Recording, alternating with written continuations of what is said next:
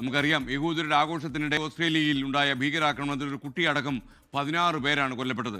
ഭീകരാക്രമണത്തെ ഇന്ത്യ അപലപിച്ചിട്ടുണ്ട്. ലോകരാജ്യങ്ങളും മുസ്ലിം സംഘടനകളും ഒക്കെ അപലപിച്ച് രംഗത്ത് വന്നു. ഓസ്ട്രേലിയയെ കുറ്റപ്പെടുത്തി ഇസ്രായേൽ പ്രധാനമന്ത്രിയും രംഗത്ത് വന്നിട്ടുണ്ട്. കൂടുതൽ വിവരങ്ങളുമായി നമുക്കൊപ്പം പി ജെയിംസ് തത്സമയം ചേരുന്നു. James, good morning. ജാതിയും മതവും സമുദായവും ഒക്കെ തന്നെ മനുഷ്യരെ പച്ചയായിട്ട് കൊല്ലാൻ ആളുകൾക്കുള്ള ഉപാധിയായി മാറുന്നു എന്നുള്ളത് നമ്മളെ വല്ലാതെ നടുക്കുന്നു.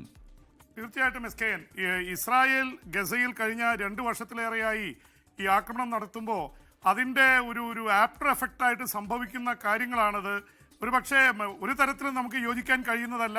പക്ഷെ അത് സംഭവിക്കുന്നു എന്നുള്ളത് വളരെ നിരാശാജനകമായിട്ടുള്ള കാര്യം തന്നെയാണ്.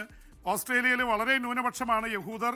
സിഡ്നിയിൽ അവർ അല്പമുണ്ട്. ന്യൂയോർക്ക്, ലണ്ടൻ, ഇങ്ങനെ പല പ്രദേശങ്ങളിലും ചെതറി കിടപ്പുണ്ട് യഹൂദന്മാർ. ഒരു ചെറിയ സമൂഹമാണ്. അപ്പോൾ അവിടുത്തെ ഈ ഹനൂക്ക എന്ന ഈ ജൂയിഷ് ഫെസ്റ്റിവൽ, യഹൂദന്മാരുടെ പെരുന്നാൾ ആഘോഷിച്ച അല്ലെങ്കിൽ സെലിബ്രേഷൻ്റെ നടുവിലാണ് ഈ തരത്തിലുള്ള ആക്രമണം ഉണ്ടായത്. ഒരു പിതാവും മകനും ചേർന്നാണ് അവരാണ് ഭീകരാക്രമണത്തിന് നേതൃത്വം നൽകി വെടിയുതിർത്തത്. 16 പേർ കൊല്ലപ്പെട്ടു. 10 വയസ്സായ ഒരു പെൺകുട്ടിയും അതിലുണ്ട്. അതിലേറ്റവും ഇതായിട്ടുള്ള കാര്യം, 2023 ഒക്ടോബർ 7 ഇസ്രായേലിൽ കയറി ഹമാസ് ആക്രമണം നടത്തിയപ്പോൾ 1200 പേർ കൊല്ലപ്പെട്ടിരുന്നു. ആയിരക്കണക്കിന് ആൾക്കാർക്ക് പരിക്കേറ്റിരുന്നു.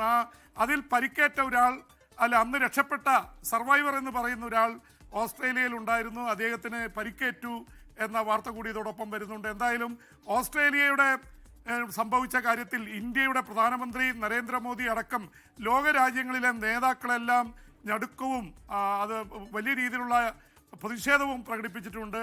എന്തായാലും ഈ ഹനൂക്ക ഫെസ്റ്റിവൽ നടക്കുന്ന നഗരങ്ങളിൽ, ലണ്ടനിൽ, ന്യൂയോർക്കിൽ, അതുപോലെ ജർമ്മനിയിൽ, മറ്റ് രാജ്യങ്ങളിലൊക്കെ വലിയ സുരക്ഷ കൂട്ടിയിരിക്കുകയാണ്. ഇതൊരു ഭീകരാക്രമണമാണെന്ന് ഓസ്ട്രേലിയൻ പോലീസ് സ്ഥിരീകരിച്ചിട്ടുണ്ട്. അത് ഇവർ വെടിവെച്ചത് മാത്രമല്ല, അവിടെ സ്ഫോടക വസ്തുക്കൾ ഫിറ്റ് ചെയ്തിരുന്നു. അതിൽ പലതും നിർവീര്യമാക്കി ഓസ്ട്രേലിയൻ പോലീസ്. എന്ന് മാത്രമല്ല, ഇത് വലിയ പ്ലാനിങ്, മാസങ്ങളോളം നടന്ന ആസൂത്രണ ശേഷമാണ് നടത്തിയിരിക്കുന്നത് എന്നുള്ളത് വന്നിട്ടുണ്ട്. അപ്പോൾ എന്തായാലും ഇതിനെക്കുറിച്ച് കൂടുതൽ റിപ്പോർട്ടുകൾ വരുന്നുണ്ട്. 42 പേർക്ക് ഗുരുതരമായി പരിക്കേറ്റിട്ടുണ്ട്. അതുകൊണ്ട് മരണസംഖ്യ ഇനിയും കൂടാൻ സാധ്യതയുണ്ട്. അപ്പോൾ ഓസ്ട്രേലിയയെ കുറ്റപ്പെടുത്തിക്കൊണ്ട് ഇസ്രായേൽ പ്രധാനമന്ത്രി ബെഞ്ചമിൻ നെതന്യാഹു രംഗത്ത് വന്നു. അവിടെ വലിയ രീതിയിൽ യഹൂദന്മാർക്കെതിരെയുള്ള പ്രചരണം നടന്നപ്പോൾ അത് തടയാൻ ഓസ്ട്രേലിയ നടപടിയെടുത്തില്ല. അതിൻ്റെ ഒരു ഫലം കൂടിയാണ് ഈ യഹൂദ വിരോധം ആളിക്കത്തിച്ച് അവിടെ ഈ തരത്തിൽ ഭീകരാക്രമണം ഉണ്ടായത്. മറ്റ് സ്ഥലങ്ങളിൽ ഇത് ഉണ്ടാവാനുള്ള സാധ്യതയുണ്ട് എന്നുള്ള തരത്തിൽ ഇസ്രായേൽ പ്രധാനമന്ത്രി ബെഞ്ചമിൻ നെതന്യാഹു പ്രതികരിച്ചിട്ടുണ്ട്. SKN, ഇതിൽ പ്രധാനപ്പെട്ട ഒരു കാര്യം കൂടിയുള്ള SKN, ഓസ്ട്രേലിയയിലെ മുഴുവൻ മുസ്ലിം സംഘടനകളും ഈ ആക്രമണത്തിനെതിരെ ഒറ്റക്കെട്ടായി രംഗത്ത് വന്നിരിക്കുന്നു എന്നുള്ളത് വളരെ ആശ്വാസകരമായിട്ടുള്ള വാർത്തയാണ്. SKN, ഞാൻ അതിനിടയിൽ ഒരു കാര്യം ചോദിക്കാൻ പറഞ്ഞു. കാര്യം, നമ്മുടെ മലയാള മനോരമയിലെ ജേർണലിസ്റ്റ് വിനോദിൻ്റെ മരണം, വിനോദ് മരിച്ചല്ലോ. എൻ്റെ സംസ്കാരത്തിന് പങ്കെടുക്കാൻ പി തിരുവനന്തപുരത്ത് പോയി എന്ന് എനിക്ക് മനസ്സിലായി. നിങ്ങൾ വളരെ ദീപികയിലൊക്കെ ഒന്നിച്ചുണ്ടായിരുന്നു എന്ന് ഞാൻ മനസ്സിലാക്കുന്നു. എങ്ങനെയായിരുന്നു ആ സൗഹൃദം? സിന്ധു സൂര്യകുമാറിൻ്റെ, ഏഷ്യൻ ന്യൂസിൻ്റെ എക്സിക്യൂട്ടീവ് എഡിറ്ററായ സിന്ധു സൂര്യകുമാറിൻ്റെ ഭർത്താവ് കൂടിയാണ് വിനോദ്. അപ്പോൾ കുറേ കാലം നിങ്ങൾ ഒന്നിച്ച് നടന്നവരാണല്ലോ. SKN, വളരെ വികാരപരമായിട്ടൊരു കാര്യമാണ്. കാരണം നമ്മളുടെയൊക്കെ സുഹൃത്ത് ബന്ധങ്ങളിൽ, വളരെ അടുത്ത സുഹൃത്ത് ബന്ധങ്ങളിൽപ്പെട്ട ഒരാൾ പോകുമ്പോൾ നമ്മൾ ടോട്ടലി ഷാറ്റേഡായി പോകും. അതുപോലൊരു ബന്ധമാണ് വിനോദുമായിട്ട് എനിക്കുണ്ടായിരുന്നത്. ഞാൻ ദീപികയിൽ വർക്ക് ചെയ്യുന്ന കാലത്ത് അന്ന് SFIയുടെ വലിയ നേതാവായിരുന്ന വിനോദ് പത്രപ്രവർത്തന രംഗത്തേക്ക് വരികയായിരുന്നു. ഒരുപക്ഷെ SKN, നമ്മളെയൊക്കെ അമ്പരപ്പിക്കുന്ന ഒരു പത്രപ്രവർത്തന പാടവമാണ് വിനോദ് കാണിച്ചത്. അദ്ദേഹം വന്ന ഒരാഴ്ചയ്ക്കുള്ളിൽ ട്രെയിനിയായിട്ട് ജോയിൻ ചെയ്തിട്ട് ഞാൻ അദ്ദേഹത്തോട് മുഖ്യമന്ത്രിയുടെ ഓഫീസിൽ നിന്നൊരു വാർത്ത ചെയ്യാൻ പറഞ്ഞപ്പോൾ പുള്ളി നേരിട്ട് വിളിച്ചത് മുഖ്യമന്ത്രി AK ആൻ്റണിയാണ്. അത്രമാത്രം കോൺഫിഡൻസും കരുത്തുമുള്ള ഒരു പത്രപ്രവർത്തകൻ.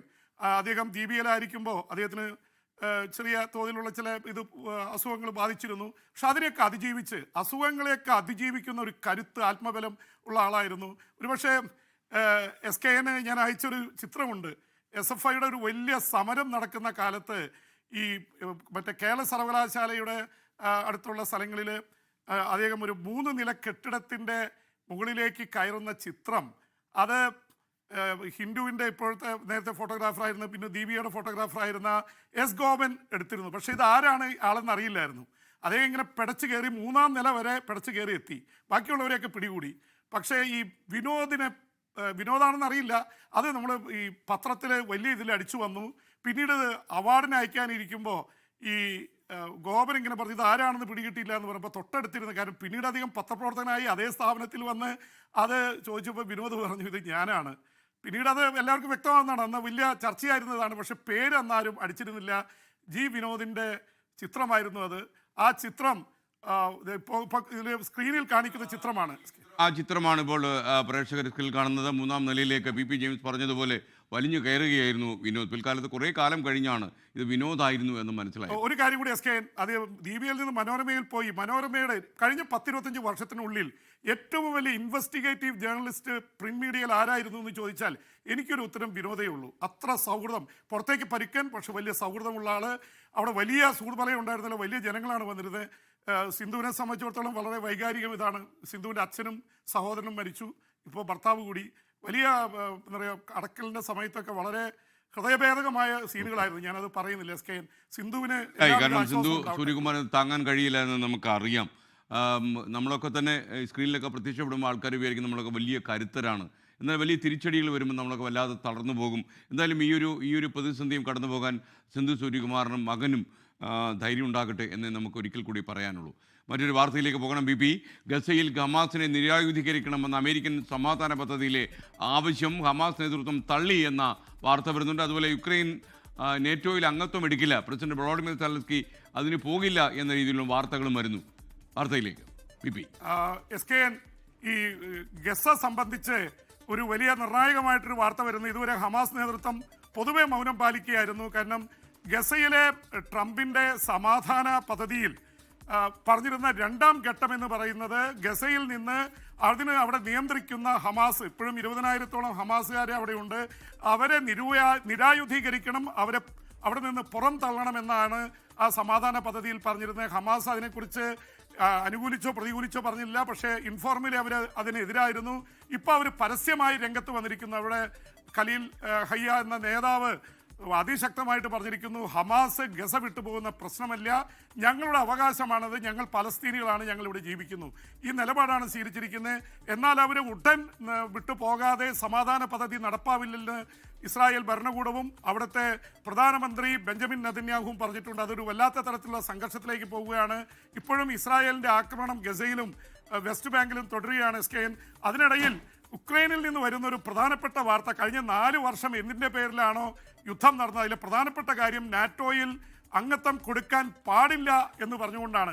നാറ്റോ അംഗത്വം യുക്രൈന് കൊടുക്കാൻ പാടില്ല. നാറ്റോ അംഗത്വം കൊടുക്കാൻ തീരുമാനിച്ചതാണ് റഷ്യയെ പ്രകോപിപ്പിച്ചതും ഈ യുദ്ധം നടത്തിയതും. ഒരുപക്ഷെ പല കാരണങ്ങളുണ്ടാവാം.